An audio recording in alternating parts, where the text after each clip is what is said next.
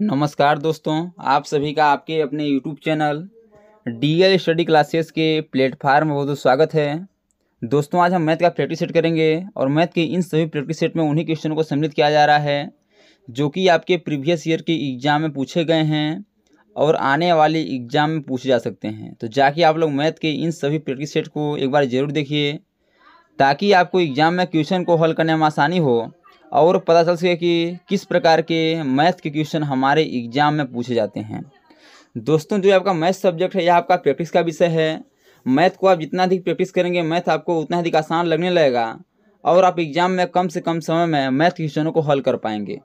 तो चलिए बिना देरी किए हुए अपने क्वेश्चन को आगे बढ़ते हैं और देखते हैं कि किस प्रकार के मैथ क्वेश्चन हमारे एग्ज़ाम में पूछे जाते हैं और उन क्वेश्चनों को हल करने का शॉर्ट ट्रिक क्या हो सकता है। जिसमें पहला क्वेश्चन दिया गया है, एक आयत की लंबाई तथा चौड़ाई का अनुपात 3:4 है। यदि आयत का परिमाप 140 सेंटीमीटर है तो आयत की लंबाई सेंटीमीटर में क्या होगा। यानी इसमें आयत की लंबाई और चौड़ाई का अनुपात दिया है। मान लीजिए एक हम आयत बना देते हैं, इसमें उसकी लंबाई और चौड़ाई, यानी ये हो गया आपका, ये लंबाई हो गया और चौड़ाई, लंबाई का अनुपात क्या दिया है 3 दिया है और चौड़ाई का अनुपात दिया है आपका 4। चौड़ाई आपका ये 4 हो गया। जब लंबाई ये 3 होगा तो ये भी आपका 3 होगा, तो इसको भी 3 कर देंगे और क्या होगा, जो चौड़ाई आपका ये 4 है तो ऊपर का भी 4 होगा, क्योंकि आसपास की जो भुजाएं होती हैं क्या होती हैं, वो बराबर होती हैं। तो अब इन्हें यदि आप जोड़ देंगे तो क्या होगा, 4 3 7, 7 4 11, 11 3 14, क्या हो जाएगा 14 हो जाएगा। यदि तीनों को जोड़ देंगे क्या हो जाएगा आपका, यदि चारों को जोड़ देते हैं क्या होगा आपका 14 हो जाएगा, 14 हो जाएगा। तो 14 रेशियो बराबर कितना दिया है, यानी कि 14 और बराबर उसका आयत का पूरा परिमाप, यानी इन सब का परिमाप कितना दिया है, तो इस सब का परिमाप दिया है आपका 140। कितना दिया है 140। तो 14 रेशियो बराबर 140, तो एक रेशियो बराबर क्या होगा, तो एक रेशियो बराबर आपका 10 होगा। अब आप कहेंगे इसमें 10 कैसे आ गया, तो 140 जो है इसको हम क्या करेंगे 14 से जब भाग करेंगे तो हमारा 14 दहां में 140 होगा, यानी कि 10 आ जाएगा, यानी कि एक रेशियो बराबर क्या आएगा 10 आएगा। तो पूछा क्या है, आयत की लंबाई पूछा है, तो लंबाई का अनुपात क्या दिया गया है, लंबाई का अनुपात 3 दिया गया है, 3, और रेशियो में एक रेशियो बराबर क्या आया है 10 आया है, एक रेशियो बराबर क्या आया है 10 आया है, तो 3 रेशियो बराबर क्या होगा, 3 गुणे 10 बराबर क्या हो जाएगा 30। ये लंबाई कितनी हो जाएगी, तो 30 सेंटीमीटर हो जाएगी। अब देखिए 30 सेंटीमीटर किस ऑप्शन में है, तो ऑप्शन नंबर ए में है, इसलिए इसका option number A correct answer हो जाएगा। यदि आपसे पूछता कि आयत की चौड़ाई बताइए तो चौड़ाई क्या हो जाता, चौड़ाई का आपका रेशियो क्या दिया गया है 4 दिया गया है, तो एक रेशियो बराबर 10 है, तो 4 गुणे 10 हो जाएगा, बराबर क्या हो जाएगा 40 हो जाता। लेकिन इसमें क्या जिक्र किया है, इसमें पूछा है आपका लंबाई, तो लंबाई आपका 30 सेंटीमीटर होगा, जो कि आपका ऑप्शन नंबर ए में दिया गया है, इसलिए इसका option number A correct answer हो जाएगा।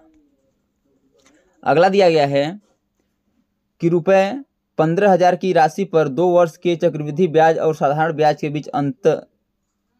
के बीच रुपये 96 का अंतर है, वार्षिक ब्याज दर कितनी होगी। इस प्रकार के क्वेश्चन हम पिछले पार्टों में करा चुके हैं। जो पिछले पार्ट को नहीं देखे हैं तो जाके आप लोग पिछले पार्ट को एक बार जरूर देखिए, क्योंकि इस प्रकार क्वेश्चन आपको एक बार करा दिया गया है। अब इसी प्रकार का क्वेश्चन पूछा गया है तो हम उसी सूत्र से इसको भी हल करेंगे। तो इसका फार्मूला क्या होता है, तो फार्मूला याद रखिएगा, डी यानी क्या होता है अंतर, बराबर क्या होता है पी आर, पी क्या होता है आपका प्रिंसिपल, पी आर यानी रेट और बटे स्क्वायर बटे 100 का स्क्वायर, ये होता है। ये फार्मूला याद रखिएगा। इसी फार्मूला से हम इन सब का मान रखेंगे और हमारा आंसर आ जाएगा। तो देखिएगा डी यानी अंतर कितना है, तो अंतर आपका 96 का अंतर है, बराबर पी कितना है, प्रिंसिपल कितना है, तो 15,000, कितना है 15,000, ध्यान से देखिएगा कितना है आपका 15,000 और गुणे आर यानी रेट कितना है, तो दर पूछा है तो इसको मान लेते हैं आर ही स्क्वायर रहने देते हैं, क्योंकि पूछा है आर स्क्वायर कर देते हैं आर का स्क्वायर। अब बटे क्या हो जाएगा, बटे आपका ये 100 का स्क्वायर यानी क्या हो जाएगा 10,000, 100 का स्क्वायर यानी क्या होगा आपका 10,000 हो जाएगा, क्या हो जाएगा 10,000 हो जाएगा। अब यदि इसे हल करेंगे तो 0 से 0 आपका कैंसिल हो जाएगा,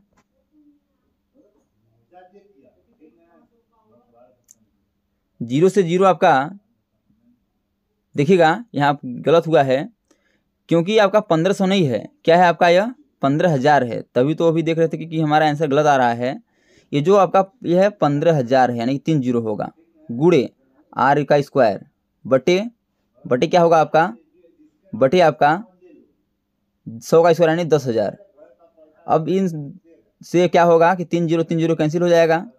अब क्या बचा 15/10, तो 96 का इससे क्या करेंगे गुणा कर देंगे, तो क्या हो जाएगा आपका 960 हो जाएगा।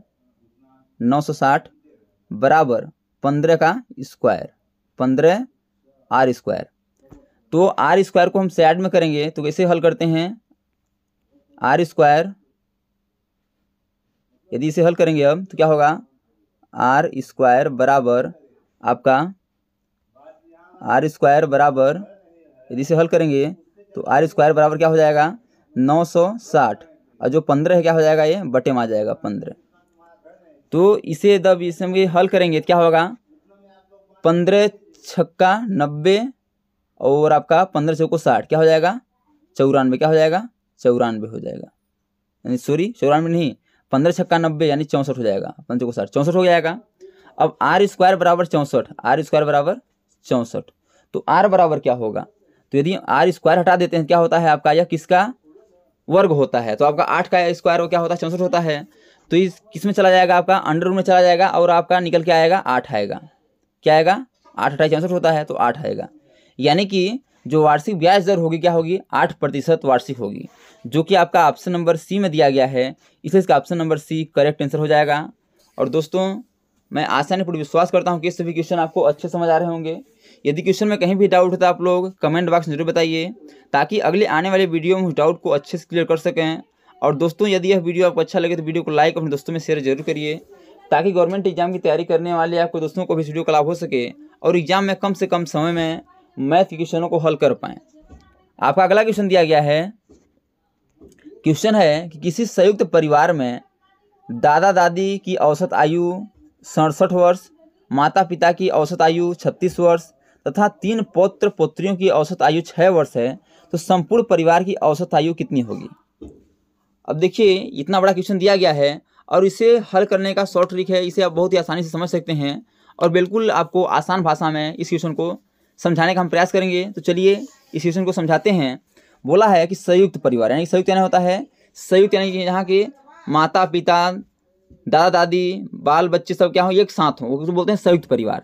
तो बोला है संयुक्त परिवार में दादा दादी की औसत आयु, यानी दादा और दादी यानी कि 2 लोग हैं, उनकी औसत आयु कितनी है, तो उनकी औसत आयु है आपका कितना 67 वर्ष, कितना है 67 वर्ष। 2 लोग हैं तो एक लोगों का 67 वर्ष है, तो 2 लोग कितना हो जाएगा आपका 67 वर्ष है, तो एक लोग कितना हो जाएगा 2 लोगों का, तो 7 दूना के 14 6 दूना 12 क्या हो जाएगा 13, क्या हो जाएगा 134 वर्ष।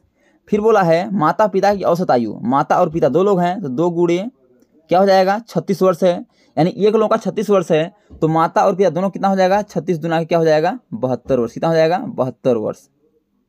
फिर आगे देखिए 3 पौत्र पौत्रियों की औसत आयु 6 वर्ष है, यानी 3 लोग हैं तो गुणे 3 और कितना वर्ष है, एक लोग कितना है 6 वर्ष, तो 3 लोग कितना हो जाएगा 6 त्रिक 18 वर्ष हो जाएगा। ये आपको अच्छे समझ आ गया होगा। अब क्या करना है कि परिवार में कुल कितने सदस्य हैं, तो 2 आपके दादा दादी हो गए, माता पिता 2 हो गए और 3 आपके बच्चे हो गए, तो कितने हो गए 4 2 और 2 4 3 7, कितने हो गए टोटल 7 लोग हो गए। अब ध्यान रखिएगा टोटल कितने लोग हो गए, टोटल आपके 7 लोग हो गए। फिर इसको जोड़ देंगे कि उनकी आयु कितनी हो रही है टोटल, तो आपका 6 और 8 क्या हो जाएगा 14 हो जाएगा ये, और आपका 10 11 12 और क्या होगा 200 कितना हो जाएगा 224 वर्ष।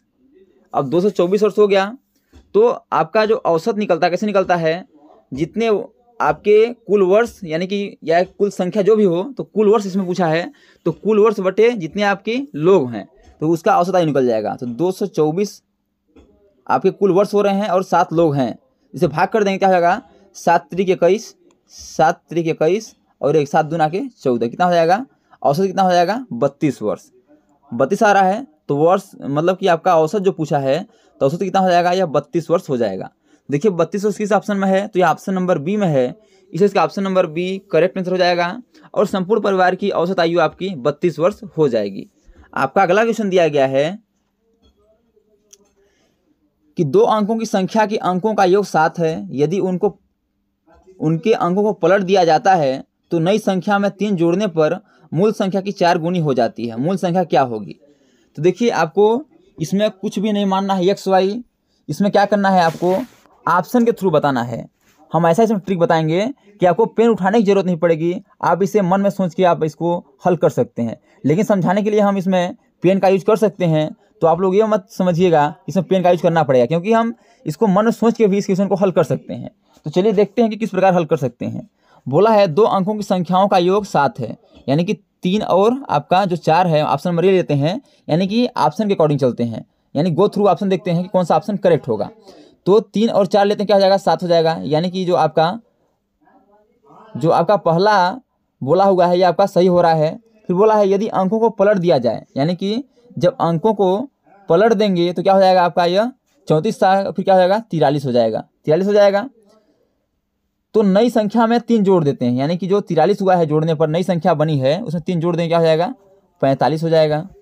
तो बोला है कि वह मूल संख्या की 4 गुनी हो जाएगी, तो क्या 34 जो मूल संख्या है उसका 4 गुना 45 है, तो नहीं है। तो ऑप्शन नंबर जो ये है ये आंसर आपका नहीं होगा। अब आप समझ गए होंगे कि ऑप्शन नंबर ए आंसर क्यों नहीं होगा। अब ऑप्शन नंबर बी चेक कर लेते हैं। 2 अंकों की संख्याओं का 7 है, तो 6 + 1 आपका हो जाएगा 7 हो जाएगा, यह बिल्कुल सही बोल रहा है। यदि अंकों को पलट दिया जाए, यानी कि क्या कर देते हैं 61 था 16 हो जाएगा, और नई संख्या हम 3 जोड़ देते हैं 19 हो जाएगा। फिर बोला है कि मूल संख्या की 4 गुनी, तो क्या 16 का 61 का 4 गुना 19 है, तो नहीं है। तो ऑप्शन नंबर ये बी भी आपका आंसर नहीं होगा। ये भी आप समझ गए होंगे कि ऑप्शन नंबर बी भी आंसर क्यों नहीं हो सकता। अब ऑप्शन नंबर सी चेक कर लेते हैं कि 2 संख्याओं की अंकों का योग 7 है, यानी कि 2 + 5 है, तो क्या हो जाएगा 7 है, ये बिल्कुल सही बोल रहा है। यदि अंकों को पलट दिया जाए, यानी कि जो 25 है इसको पलट देंगे, क्या हो जाएगा आपका 52 हो जाएगा, ये भी सही बोल रहा है। तो नई संख्या में 3 जोड़ देते हैं, यानी कि 3 जोड़ देते हैं, जो 52 हुआ है क्या हो जाएगा 55। तो बोला है क्या मूल संख्या की 4 गुनी हो जाएगी, यानी 25 का 4 गुना 55 है, तो 25 को 100 होता है, लेकिन यहाँ क्या है 55 है, 4 गुना नहीं है। तो ऑप्शन नंबर सी भी आंसर नहीं होगा। तो जब आपके 3 ऑप्शन गलत हो जाते हैं तो ऑप्शन नंबर ये जो बचता है जो डी है यही करेक्ट आंसर हो जाएगा। अब हम मिला के भी बता देते हैं, आपको दिखा देते हैं कैसे इसका आंसर ऑप्शन नंबर डी होगा। तो चलिए देखते हैं कि 2 अंकों की संख्याओं का योग 7 है, यानी कि 1 और आपका 6 है, यानी 16 दिया गया है, तो 7 हो जाएगा। यदि अंकों को पलट दिया जाए, यानी कि जो आपका 16 है इसे पलट देंगे, क्या हो जाएगा आपका 61 हो जाएगा। फिर बोला है तो नई संख्या में 3 जोड़ देते हैं, यानी कि 61 में 3 जोड़ देंगे, क्या होगा आपका 64 हो जाएगा। तो मूल संख्या 4 गुनी हो जाएगी, जो आपका मूल संख्या की 4 गुनी हो जाएगी, तो आपका मूल संख्या 64 है, और जो संख्या नई बनी है क्या 64 की 4 गुनी है, तो 16 चौको 64, बिल्कुल यह 4 गुना है। इसलिए इसका ऑप्शन नंबर जो डी है यही करेक्ट आंसर हो रहा है। तो दोस्तों मैं आशा करता हूँ कि ये सभी क्वेश्चन आपको बहुत अच्छे समझ आ रहे होंगे, और यदि क्वेश्चन आपको अच्छे समझ आ रहे हों और वीडियो आपको अच्छी लगे तो वीडियो को लाइक और दोस्तों में शेयर जरूर करिए, ताकि गवर्नमेंट एग्जाम की तैयारी करने वाले आपके दोस्तों को भी इस वीडियो का लाभ हो सके, और एग्जाम में कम से कम समय में मैथ क्वेश्चनों को हल कर पाएँ, और इस प्रकार क्वेश्चन को हल करने का उन्हें शॉर्ट ट्रिक पता चल सके। आपका अगला क्वेश्चन दिया गया है। अगला क्वेश्चन है कि किसी भिन्न के अंश तथा हर में से प्रत्येक में 2 जोड़ने पर 3/5 प्राप्त होता है, तो मूल भिन्न क्या है। अब इस क्वेश्चन को भी हम एक्स वाई कुछ नहीं मानेंगे, हम गो थ्रू ऑप्शन के अकॉर्डिंग आपको हल करके बताएंगे कि कैसे आप इसे एक ऑप्शन के अकॉर्डिंग चेक कर सकते हैं। तो पहले आपको समझना पड़ेगा कि अंश क्या होता है और हर क्या होता है। तो अंश होता है आपका ऊपर वाला संख्या और हर होता है आपका नीचे वाली संख्या। तो बोला है किसी भिन्न में अंश तथा हर में से प्रत्येक में 2 जोड़ देते हैं, यानी कि अंश में भी 2 जोड़ देते हैं। ऑप्शन नंबर ये चेक कर लेते हैं, 2 जोड़ देते हैं और हर में भी 2 जोड़ देते हैं, क्या हो जाएगा आपका 3/4, लेकिन क्या आना चाहिए 3/5 आना चाहिए। तो ऑप्शन नंबर जो ये है यह भी आंसर आपका नहीं होगा। अब ऑप्शन नंबर बी चेक कर लेते हैं कि ऑप्शन नंबर बी आंसर होगा कि नहीं होगा। तो अंश में यहाँ भी 2 जोड़ देते हैं और हर में भी यहाँ 2 जोड़ देते हैं, तो क्या हो जाएगा 1 2 3 और आपका 3 2 5, 3/5। तो बिल्कुल वही आंसर आ रहा है कि 3/5 प्राप्त हो रहा है। यदि हम किसी भिन्न के अंश तथा हर में से प्रत्येक में 2 जोड़ देते हैं तो 3/5 प्राप्त होता है, लेकिन उसका मूल भिन्न क्या होना चाहिए 1/3 होना चाहिए। तो जो इसका ऑप्शन नंबर जो बी है यही करेक्ट आंसर हो जाएगा। अब आपको लग रहा होगा क्या ऑप्शन नंबर सी और डी नहीं हो सकता, तो बिल्कुल नहीं हो सकता, क्योंकि जो आपका आंसर ऑप्शन नंबर बी में आ गया है वह आंसर आपका ऑप्शन नंबर सी और डी में नहीं आएगा। आपको चेक करके भी बता देते हैं कैसे नहीं आएगा। तो इसमें बोला है कि अंश में क्या जोड़ना है 2 जोड़ना है और हर में भी 2 जोड़ना है, तो ये क्या आएगा आपका 5/4 आएगा। लेकिन कितना आना चाहिए 3/5 आना चाहिए, इसलिए इसका ऑप्शन नंबर सी भी नहीं होगा। इसको भी चेक कर लेते हैं, 2 इसमें जोड़ देते हैं, 2 इसमें जोड़ देते हैं, क्या हो जाएगा आपका 4/9। तो जो आपका देखिए आना चाहिए 3/5, तो ऑप्शन नंबर डी भी आंसर नहीं होगा। जब option number A C D नहीं होगा तो ऑप्शन नंबर बी आंसर हो जाएगा, इसलिए इसका ऑप्शन नंबर जो बी है यही करेक्ट आंसर हो जाएगा। तो दोस्तों thanks for watching this video. यह वीडियो आपको कैसा लगा कमेंट बॉक्स में मेरा बताइएगा। और इसी प्रकार के ऑल गवर्नमेंट एग्जाम पूछे जाने वाले GK GS math reasoning Hindi current affairs और लूसेंट संबंधी क्वेश्चनों को पाने के लिए हमारे यूट्यूब चैनल को लाइक शेयर सब्सक्राइब कर बेल आइकन को प्रेस करना न भूलिएगा, ताकि जब भी न्यू वीडियो अपलोड हो सबसे पहले नोटिफिकेशन आप तक पहुँचे। तो आज तक के लिए इतना ही, मिलते हैं नेक्स्ट वीडियो में, तब तक के लिए जय हिंद, वंदे मातरम।